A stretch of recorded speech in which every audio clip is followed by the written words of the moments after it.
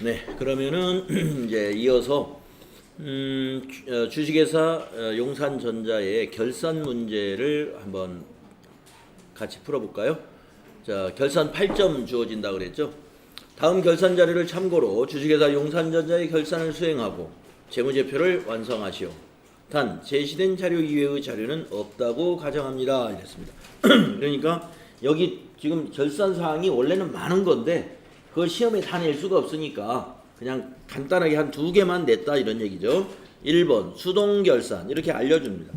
수동결산 하면은 여러분은 일반전표에 입력하는 결산이다 이렇게 보시는 거예요. 일반전표 12월 31일자로 일반전표에 입력을 해서 처리하는 문제다. 12월 31일자. 자, 결산자료 내용을 좀 이해를 해야죠. 이해를 해보겠습니다. 2019년 10월 1일에 화재보험에 가입을 하고 1년분 기간은 2019년 10월 1일부터 20년 9월 달까지 보험료 60만원을 지급하였답니다. 그리고 결산일에 기간 미경과분에 대하여 정리분계를 하시오. 월 할로 계산해서. 자, 그러면 미경과분이 여기 나와 있어요. 9월 말까지니까 9달치죠. 예.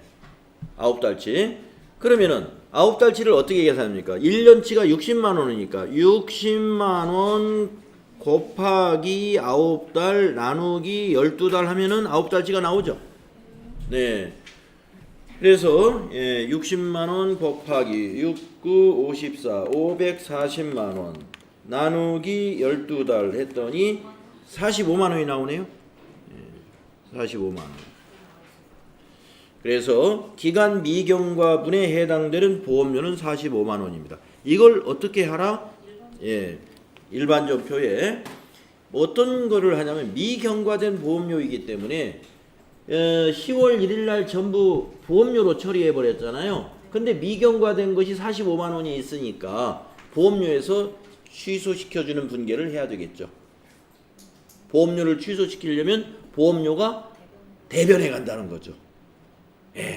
그러면 다 알고 있는 거예요. 네. 자, 그래서 일반전표로 가볼까요? 일반전표에 가셔가지고 12월 31일자 대변에 생각 확실히 난 것부터 보험료. 그런데 그 보험료는 800번 떼야 됩니다. 821번 방향키로 쭉 가서 45만 원 이렇게 입력하시고 이제 차변을 한번 생각해 볼까요? 이것을 우리가 비용의 이연이라고 그래요. 비용의 이연. 이연은 선자 돌림. 생각나시죠? 선급비용. 자산 처리하는 겁니다. 차변의 선급비용 133번.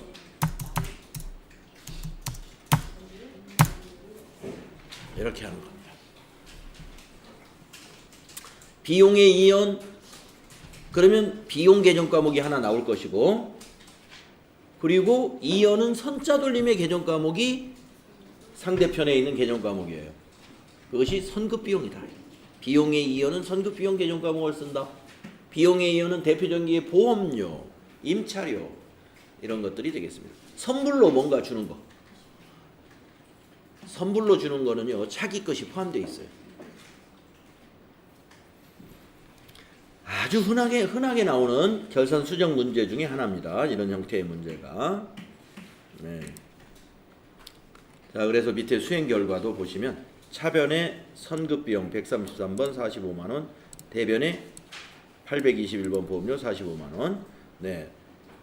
9달치 비용을 계산해내는 방법. 총 비용 곱하기 9 나누기 12. 자, 그러면 두 번째 결산 문제는 자동결산이라고 되어 있습니다. 자동결산은 결산자료 입력이라는 메뉴를 통해서 결산을 하는 겁니다. 자, 설명을 읽어봐야 돼요.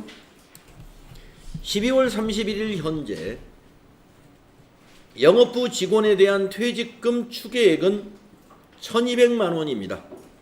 회사는 퇴직금 추계액 전액에 대하여 퇴직급여 충당부채를 설정하기로 하였으며 전기까지 설정된 퇴직급여 충당부채 잔액은 없다 했으니까 조회를 안 해봅니다만은 이 말이 없으면 반드시 이날 기준으로 결산일 기준 12월 31일 기준으로 합계잔액 시산표를 조회해서 전기에 설정해 놓은 퇴직급여 충당 부채의 잔액이 얼마인가를 확인해야 됩니다. 근데 지금 이 문제는 확인할 필요가 없어요. 왜냐? 없다고 딱 알려줬으니까. 예. 그래서 만약에 확인을 해야 되는 경우 아무 말이 없으면 확인해야 돼요. 그랬더니 퇴직급여 충당 부채가 200만 원이 있더라. 그러면 우리는 분계는 얼마만 하면 돼요? 1,000만 원만 하는 거예요. 예, 1,000만 원. 예, 여기에 여러분이 속아 넘어가면 안 돼요. 예.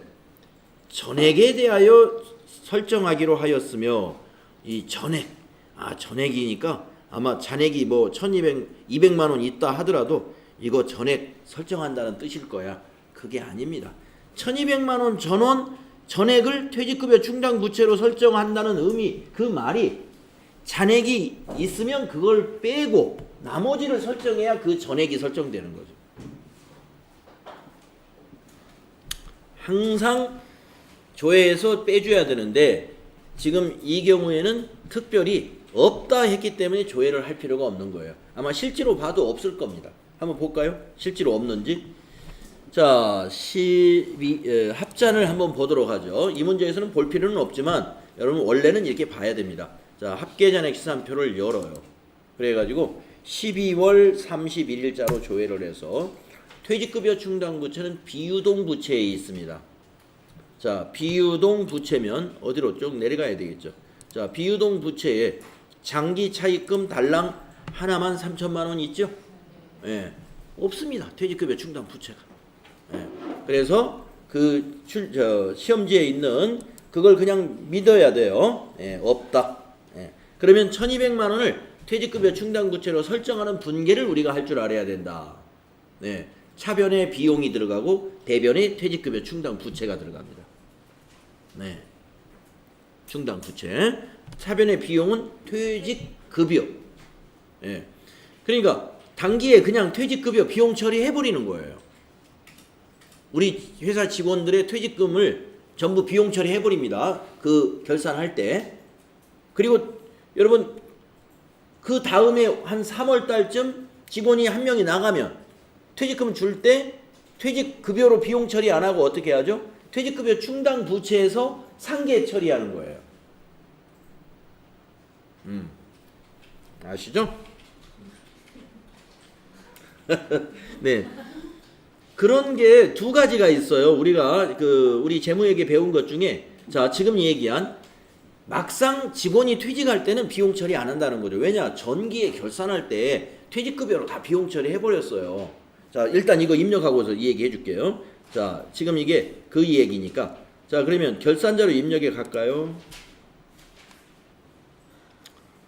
결산자료 입력이 어디 있습니까? 전체 메뉴에 결산 재무제표에 결산자료 입력. 여기로 가서 1월부터 12월 이렇게 입력하시고 밑에 확인 누릅니다. 네. 자, 여기서 입력할 게 상당히 많은 거예요. 여기 엔터로 내려가 보면 이것도 입력해야 되고 기말상품 재고에 또 내려가다 보면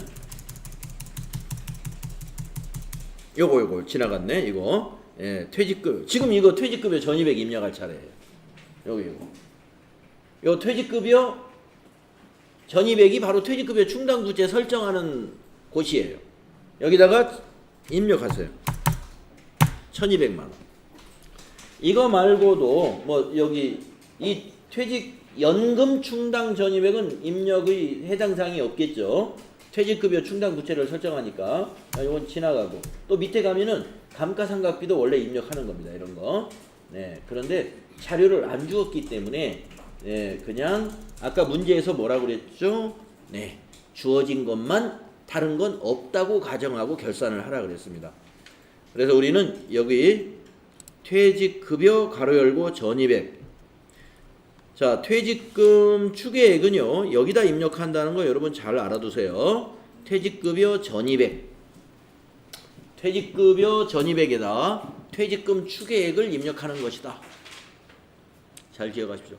이거 결산자료 입력이 들어오긴 들어왔는데 어디다 입력해야지? 네, 못 찾으면 안 됩니다. 네.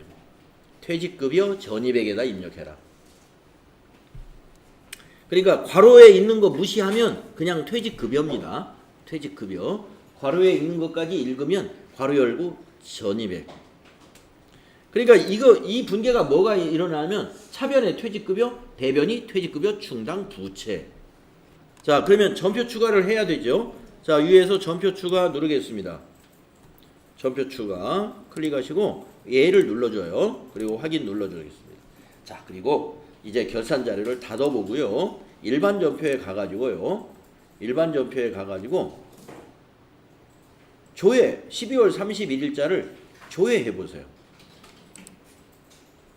자, 결차 결대로 넘어온 게 두 개가 있는데 제가 앞 시간에서 여러분에게 한 번쯤은 얘기한 것 같은데 결차 결대로 기말 상품 재고액을 입력하지 않으면 기말 상품 재고액을 0원으로 계산을 해서 기초 상품 재고액 더하기 단기 상품 매입액 빼기 0 해가지고 그것을 상품 매출원가로 대체하는 분계가 자동으로 만들어진다.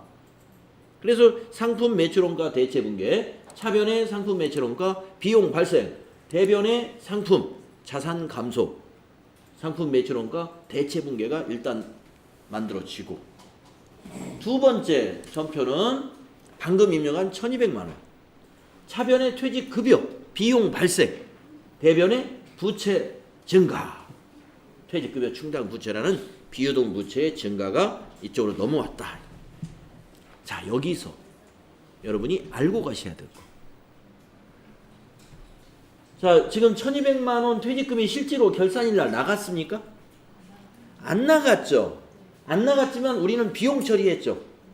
왜? 발생주의에 입각해서 지금 이 1200만 원요. 직원들이 이미 1년 이상 근무한 직원들이 있기 때문에 이게 발생이 된 거죠. 그러니까 이미 이건 발생이 돼버린 거니까 단기에 비용 처리하는 게 맞다는 겁니다. 자, 2020년이 됐어요. 1월 20일 날 아무개 씨가 퇴직을 한다고 사표를 냈습니다. 그러면 이제 퇴직 처리하고 퇴직금을 줘야 돼요. 퇴직금 계산해 보니까 300만 원이 만약에 나왔다. 네. 그러면 1월 20일 날 퇴직금 지급할 때 회계 처리는 300만 원을 또 퇴직급여 대변의 보통예금 이렇게 하면 비용 처리가 이중으로 되죠. 작년에 결산할 때 비용 처리했는데 올해 또 비용 처리 안 되죠. 그래서 2020년 1월 20일 날 A씨가 퇴직할 때 300만 원의 퇴직금을 줄 때는 차변에 오는 게 퇴직급여가 아니라 그렇죠. 요 부채를 감소시키는 거예요. 회사의 부채가 이제 없어진 거예요. 그만큼 직원이 나감으로써. 그래서 차변이 퇴직급여 충당 부채 300만 원 부채 감소, 대변은 보통예금. 네. 왜 그렇게 회계 처리하는가를 이거하고 연관지어서 우리가 이해해야 된다는 것이죠. 또 한 가지 사례가 뭐가 있느냐. 재무회계에서 이런 유사한 경우가 뭐냐면 대손충당금입니다. 대손충당금이에요. 자, 대손충당금 설정을 우리가 결산 때 항상 합니다. 외상매출금이 만약에 우리 회사에 5천만 원이 있다고 보겠습니다. 외상매출금이 5천만 원이 있는데 영업부에서 항상 데이터를 보니까 500은 항상 회수가 안 돼. 그러면 10%가 회수가 안 된다는 얘기예요. 그러면 안 되겠지만, 네, 뭐 남는 게 10%도 안 되는데 10%를 못 받는다면 장사 하나만 하잖아요. 네, 그래서 10%까지는 안 되겠지만 아무튼 500을 항상 못 받더라. 그런 회사가 있다고 봅시다. 그래서 어떻게 합니까? 10%를 대손충당금으로 설정하는 분계를 이처럼 결산 때 하지요.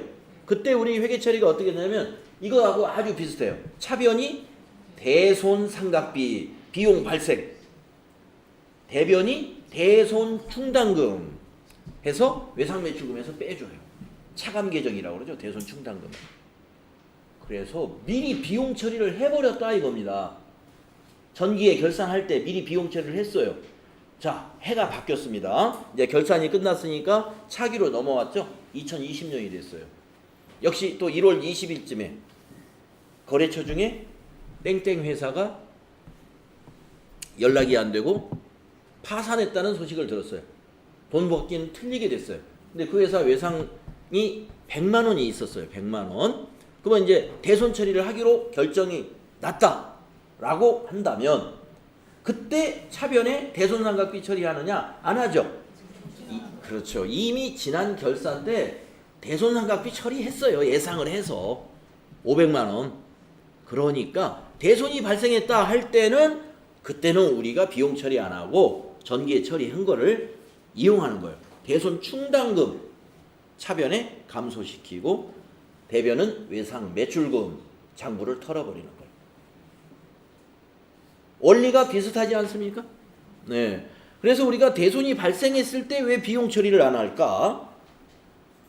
전기에 했기 때문에 미리 예상해서 했습니다. 미리 예상해서. 왜 미리 예상해서 하느냐? 못 받게 된 500만 원은 전기의 영업 활동을 통해서 그 매출을 증진시키기 위해서 발생한 불량 채권이죠. 그렇기 때문에 전기 비용 처리하는 게 맞는 거죠. 누가 봐도. 예. 합리적이잖아요. 합리적이죠, 그게. 예. 그래서 미리 비용 처리하는 겁니다. 전기에 저질러 놓은 불량 채권이니까. 단기하고 분리시키는 거예요. 단기에는 회계 처리만 하면 돼요. 이제 실제로 못 받게 됐을 때는 그 대손 충당금만 까나가면 되는 거예요. 예, 그래서 그런 이 퇴직급여에 관한 거하고 여러분 대손 충당금하고 그렇게 서로 통하는 부분이 있기 때문에 이걸 한꺼번에 그래서 대손이 발생했다 그러면 차변에 대손 상각비 비용 처리하는 게 아니라 대손 충당금을 차변에 기록하는구나. 그리고 지금 이 경우도 결산 때 이렇게 미리 급여 처리, 퇴직급여로 비용 처리했기 때문에 나중에 퇴직자가 발생했으면 그때는 차변의 퇴직급여가 아니라 그때는 여기 있는 반대쪽 퇴직급여 충당 부채를 상계시키는 방식으로 회계 처리를 하는구나. 네. 서로 연계해서 여러분 이해하시면 좋습니다. 자, 그래서 결산 문제 8점짜리 우리 잘 맞췄고요. 자, 마지막 문제가 실무시험에서 이 8점짜리인데 제가 앞에서 아마 얘기했을 겁니다. 3일전자인가 할 때, 3일 패션인가 할 때, 이 문제 5번은 참 놓쳐서는 안 되는 문제다. 그래서 앞에 어려운 문제가 있으면 너무 그 어려운 문제하고 씨름하는 게 아니라 모르는 건 빨리빨리 지나가 버려요. 뒤에 쉬운 문제가 기다리고 있습니다. 그래서 아주 쉬운 문제입니다. 자, 해볼까요?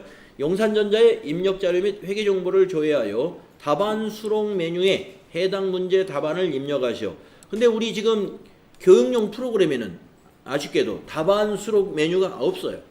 답안 수록 메뉴가. 그래서 답안 수록 메뉴가 어디에 나타나느냐면요. 여러분 시험 보실 때는 이 자리에 들어가 있습니다. 답안 수록이라고 이 자리에 나타나 있어요. 예. 그래서 이제 이걸 딱 누르면 답안을 수록할 수 있는 OMR 카드 같은 그림이 딱 나옵니다. 예, OMR 카드 같은. 그래서 어떤 것을 여기다 찍냐면은 이론 문제 앞에 15문제 있죠. 그거 OMR 카드에 이렇게 마우스로 찍어요. 1번에 뭐, 2번에 뭐, 3번에 뭐.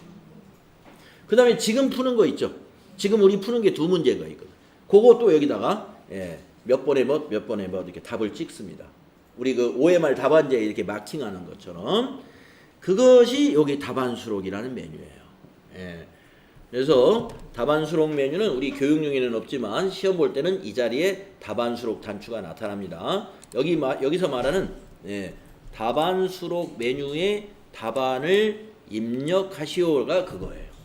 선생님, 그러면 기출문제 풀 때 저게 나와요? 기출문제가 안 나와요? 기출문제도 지금 우리가 여기에 설치된 프로그램으로는 안 나옵니다. 그럼 연습이 안 되는 연습 답안 수록 한 번은 해볼 거예요. 그 프로그램을 또 이용하는 방법이 있습니다. 뭐 그거 안 해봐도 큰 문제는 안 되는데 그래도 한 번은 해볼 수 있어요. 자, 총 1번 문제 한번 보겠습니다. 자, 이렇게 알려줍니다. 그냥 뭐 예를 들어서 이거를 총계정 원장 조회 안 하고 이렇게만 문제가 나왔다면, 자, 상반기 중 상품 매입이 가장 많았던 달은 몇 월입니까? 원래는 이렇게만 물어봐야 돼요. 예. 그러면 가만히 있어봐. 상반기 중이라 그러면 1월부터 6월까지를 하나의 표로 볼 수 있는, 예? 상품이라는 계정을 하나로 표로 볼 수 있는 장부가 뭐가 있지? 이거를 우리가 생각해가지고 그 장부를 탁 찾아가지고 조회를 해서 이제 답을 맞춰야 되는데, FAT 시험은요 이렇게 총계정 원장에서 조회하라고 알려주기 때문에 고민할 필요 없다 그랬죠. 예. 자, 그러면은 상품 매입이 몇 월 달이 가장 많았는지 상품 계정을 조회하면 됩니다. 총계정 원장에 가서. 자, 한번 해보겠습니다. 총계정 원장 갈까요? 총계정 원장. 자, 여러분, 총계정 원장은요 기간을 입력하지 않아요. 무조건 1월부터 12월입니다. 자, 계정 과목도 상품을 찾아도 됩니다. 그런데 그냥 엔터를 치면 왼쪽에 모든 계정 과목이 다 나옵니다. 예, 엔터 그냥 쳐도 되고, 여기서 상품 하나를 딱 찍으면 여기서 상품 하나만 나타나요. 그러니까 어느 게 편한지는 여러분 알아서 하십시오. 예, 그런데 다 여기 다 보여도 이렇게 그렇게 많지 않아요. 상품이면 여러분 여기 순서가 현금성, 그러니까 그 유동성이 빠른 것부터, 예, 자산, 부채, 자본으로 나옵니다. 그러니까 상품이면 딱 여기 보이잖아. 예, 상품. 예. 자, 그러면 여러분이 이제 이게 지금 상품 계정이에요. 상품 계정의 T 계정이라고 보시면 돼요. 여기 T 계정. 예. 자, 상품 계정의 T 계정입니다. 그러면 매입이면 차변인가요? 대변인가요? 차변이죠. 예. 상반기 중이라고 그랬으니까 여기까지만 보시면 돼요. 예. 몇 월 달인가요? 예. 그래 답이 1월입니다. 너무 쉽지 않습니까? 그래서 1월. 정말 쉽죠? 실제로 시험이 이렇게 나와요. 다음에 2번 보겠습니다. 세금 계산서 합계표 조회. 네, 이렇게 무슨 장부를 조회한다라고 위에서 찍어주니까 너무 쉽다는 거예요. 근데 만약에 이렇게만 나오면 그렇게 쉽겠느냐 이거. 자, 위에 세금 계산서 합계표 말이 없고 밑에서 2019년 1기 예정 신고 기간에 전자세금 계산서 발급분 중 매출액이 가장 큰 거래처는, 그냥 요것만 원래는 물어봐야 돼요. 그러면 우리가 가만히 있어봐. 과세기간이 1월부터 3월이고 전자세금계산서 발급분, 그 다음에 종이세금계산서 발급분, 이렇게 구분돼서 나오는 게 뭐였지? 아, 세금계산서 합계표구나. 이렇게 우리가 판단을 해야 돼요. 아시겠죠? 예. 근데 시험에서는 이렇게 알려줍니다. 자, 그래서 세금계산서 합계표에 가서 전자세금계산서 발급분 중에서 매출액이 가장 큰 거래처를 찾아봅시다. 자, 어디에 있어요? 여기 세금계산서 합계표. 부가가치세 1에 있죠. 부가가치세 1에 세금계산서 합계표. 기간을 잘 입력해야 되죠. 1월부터 3월인가요? 네. 1 엔터, 3 엔터가 되겠습니다. 한 번 더 엔터 치시면 이와 같이 나오죠. 네. 그래서 문제가 매출액이 가장 큰 거래처를 찾아라. 전자니까 여기 전자 외를 무시하고 여기 위에서 위에 여기 전자의 소개를 클릭하고 여기를 거래처로 보면 됩니다. 네, 여기 거래처가 보이죠? 공급가액이 매출액이니까 제일 큰 거래처는 이거더라. 2천만 원. 부국성사가 보기에 있겠죠. 예, 그걸 답으로 찍으면 돼요. 그래서 이 맨 뒤에 있는 문제는 이 장부를 좀 볼 줄만 알면 다 맞출 수 있는 아주 쉬운 그런 장부 조회 문제가 나온다. 그래서 제가 이제 그 뒤에 8점하고 맨 앞에 있는 기초정보관리 10점이 18점이 보너스 점수 같더라 그런 얘기입니다. 보너스 점수. 그리고 이제 가운데 있는 결산 8점, 일반전표 20점, 28점에다가 그 다음에 부가가치세 문제 24점 해서 52점. 그 52점이 이제 진짜 재무회계 문제죠, 그게. 재무회계.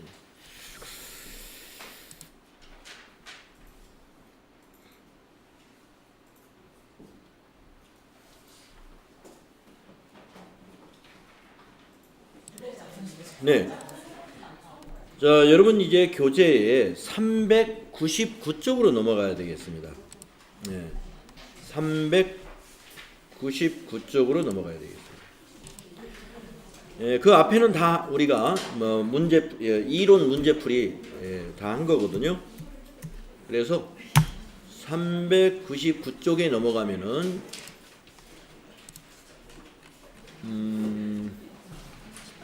유형상사라는 회사가 있어요. 주식회사 유형상사.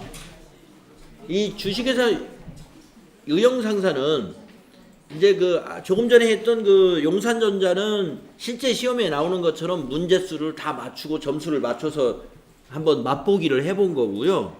이 유형상사는 문제 양이 실제 시험하고 달라요. 예.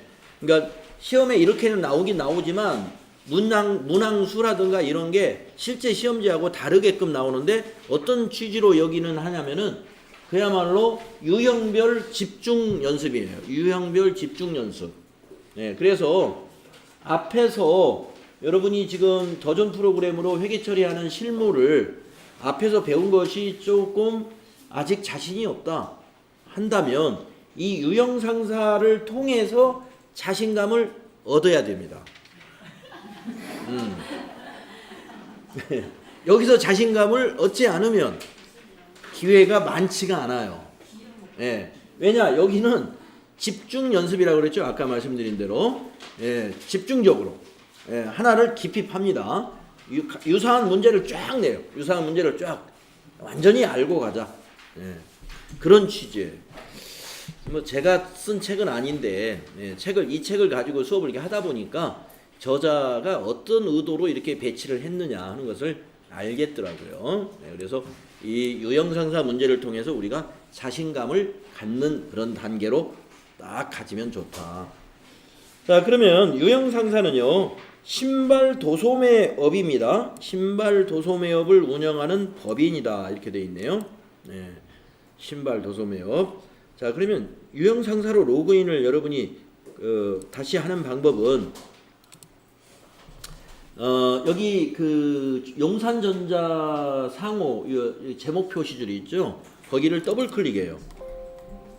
네, 더블 클릭을 하면은 다시 시작하는 메뉴가 나오면 이 회사 코드의 돋보기를 누르셔가지고 유형상사 3200번이 여기 있습니다. 유형별 연습 문제라고 되어 있는 거.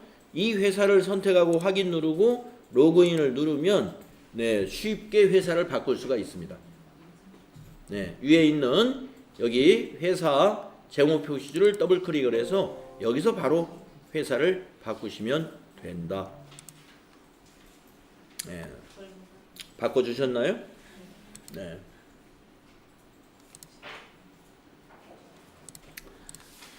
자, 그러면 실무 수행 시의 유의사항은 앞에 용산전자를 하면서 제가 여러분에게 한번 쫙 설명을 해드렸죠?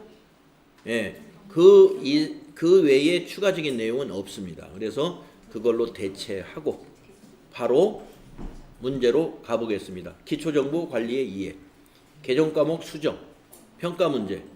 당사는 무형자산의 계정과목 중 235번 디자인권을 235번 의장권으로 수정하여 사용하고자 한다. 계정과목 수정 등록하시오. 여기 디자인권을 의장권으로 이름만 바꾸라는 거잖아요. 의도를 잘 아시겠죠? 한번 바꾸는 거 한번 해보죠. 어려운 일이 아니죠. 아, 빨강색이다. 컨트롤 F1. 컨트롤 F1. 생각이 안 나죠? 자, 계정과목 및 적요 등록 가셔가지고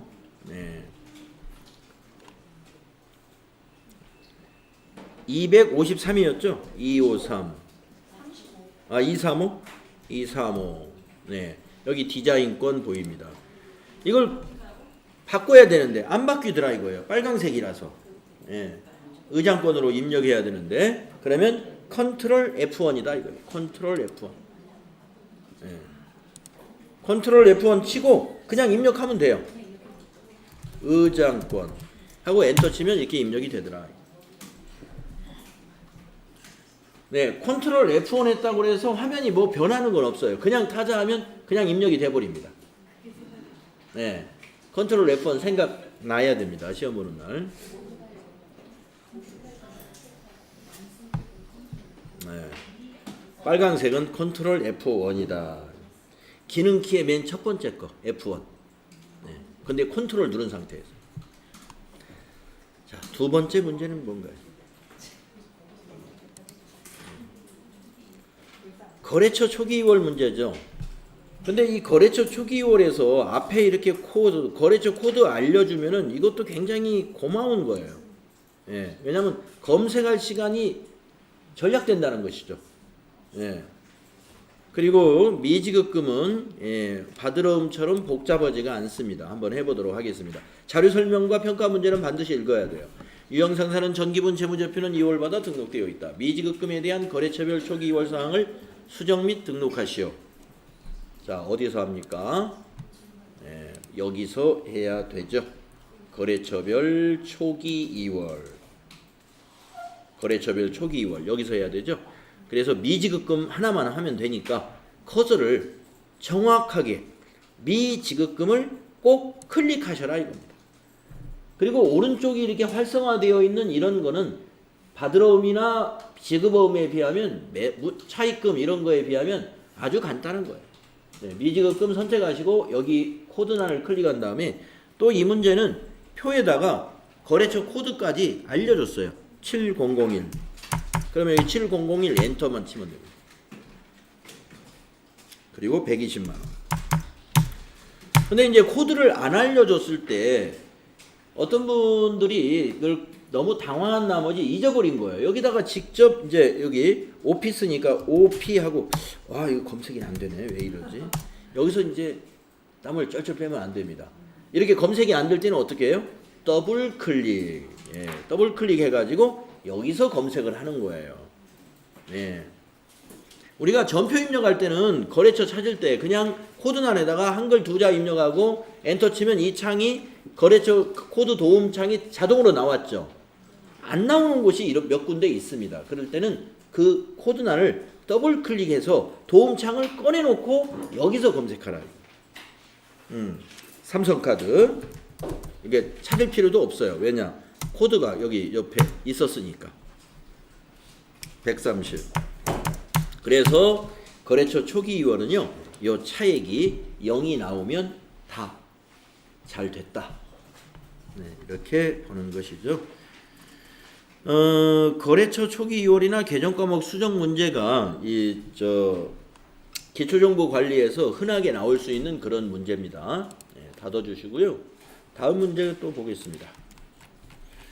자, 전기분 손익계산서. 이것도 흔히 나올 수 있습니다. 전기분 손익계산서가 나왔으면 전기분 재무상태표는 안 나와요. 예.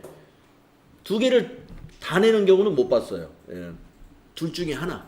전기분 손익계산서나 또는 전기분 재무상태표. 둘 중에 하나입니다. 조금 재무상태표가 나오면 오히려 좀 쉬워요. 손익계산서가 나오면 뭐 특별히 어려운 거 아닌데 좀 어려울 수가 있습니다. 왜냐? 손익계산서의 이 매출원가가 문제인데 이 손익계산서 매출원가의 요 기말상품 재고액은 손익계산서에서 입력하는 것이 아니라 전기분 재무상태표에 상품이 일로 자동으로 반영이 되는 거거든요. 그러니까 기말상품 재고액이 잘못되어 있을 때 또 그게 생각이 안 나가지고 아 이걸 왜 안 고치나 못 고치지? 이거 어떻게 해야 되나? 내가 뭘 메뉴를 잘못 들어왔나? 하고 당황할 수가 있다 이겁니다. 예, 그런 당황스러운 일이 손익계산서에서 여러분이 맞이할 수가 있어요. 근데 연습을 충분히 하신 분은 당연히 알고 있으니까 당황하지 않는데 예, 수업 시간에 딴 생각을 하면서 수업을 받았거나 이런 분들은 시험 보는 날 이게 안 되는 거예요. 예, 분명히 수업 시간에 몇 번씩 이걸 경험을 했는데도 아 이거 왜 안 되나? 시험장에서 안 되는 걸 느끼는 거죠. 그러면 안 돼요. 자, 그래서 요거 외에는 나머지는 다 재무상태표나 마찬가지예요. 그대로 보고 입력만 하면 되는 것입니다.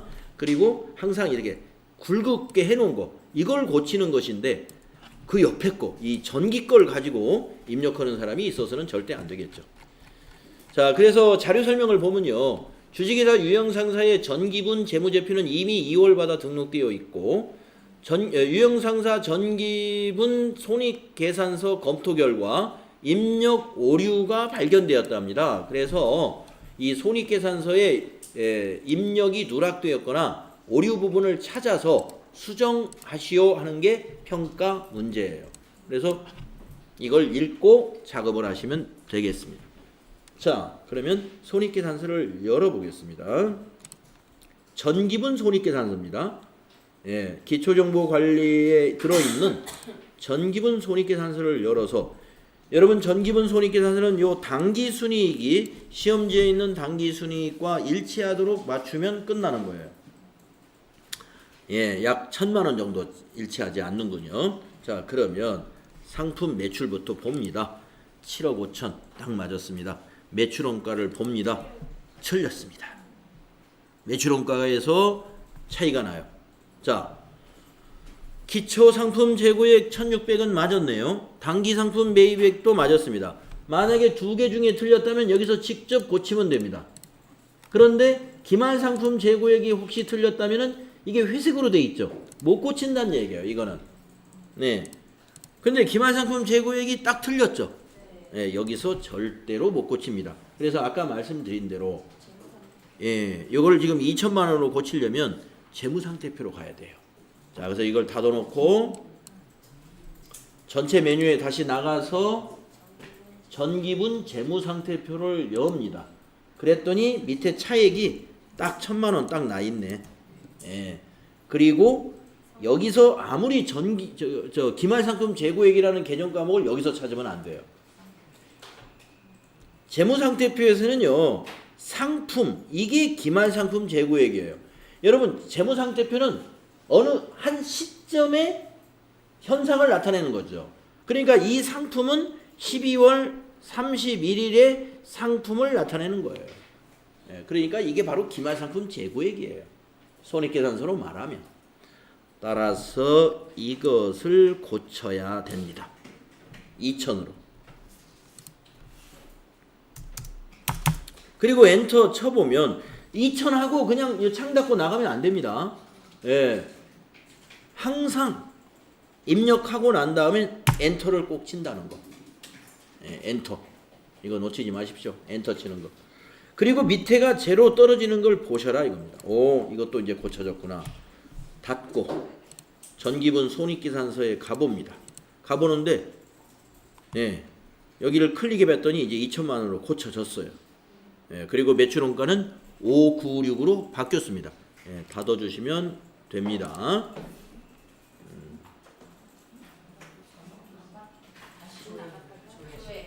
안 바뀌었으면 조회 한번 눌러보시고요.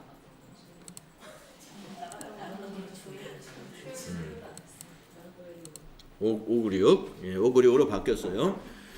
그러면은 이제 당기순이익이 65만 원만 차이가 나네요. 이제 65만 원의 차이는 어딘가? 그러면 판관비를 한번 보겠습니다. 지금 입력된 판관비가 여기에 합계가 나옵니다. 44550. 그리고 시험지에 있는 판관비를 보세요. 판매관리비 44550 딱 맞네? 그러면 판매관리비가 거의 대부분이잖아요. 여기 다가 판매관리비인데 여기서부터 여기까지는 다 맞다는 얘기 아닙니까? 이자 비용은 아니죠. 여기 소모품비까지. 여기까지는 맞아요. 그러면 요 위는 볼 것이 없어요. 그러면 요 밑으로만 보면 됩니다. 이자 수익 420. 맞죠? 그러면 이자 비용 300 맞고요. 영업일 수익과 영업일 비용 말고 맨 밑에 법인세가 빠졌습니다. 법인세. 법인세 누락이 됐네요. 그러면 여기다 입력하면 돼요. 코드에다 입력해야 돼요. 여기다 입력하는 게 아니라 코드에다가 법인하고 엔터. 그러면 999 법인세 등 맞습니다. 65만 원. 아까 65만 원만 틀렸었는데 지금 딱 맞았습니다. 1억 1천. 이렇게 전기분 손익계산서는 당기 순이익이 맞을 때까지 고치시면 된다. 그리고 상품 매출원가 고치실 때 기말 상품 재고액이 만약에 틀렸다면 거기에서는 못 고친다. 전기분 재무상태표에 상품을 고쳐야 된다. 요것만 여러분 기억하시면 뭐 다른 어려움이 없을 겁니다.